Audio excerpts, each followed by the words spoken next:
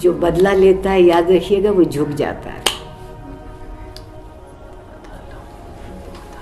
वो फिर उसी जगह पे आके खड़ा हो गया ना जहाँ दूसरा खड़ा था। बिल्कुल।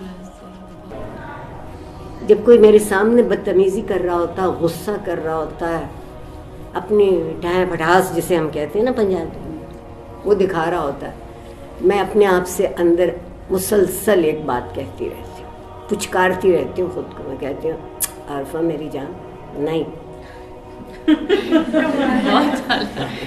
नहीं मेरी जान, ये शख्स तुम्हें अपनी सतह पे लाना चाहता है, अगर तुम इसकी सतह पर उतर आई तो ये जीत गया, इसको जीतने नहीं देना, इसको जीतने नहीं देना। आज के बाद हम सब भी कहेंगे ना मेरी जान। बिल्कुल बिल्कुल ना ये बिल्कुल नहीं, ये तो बहुत ही जबरदस्त हमें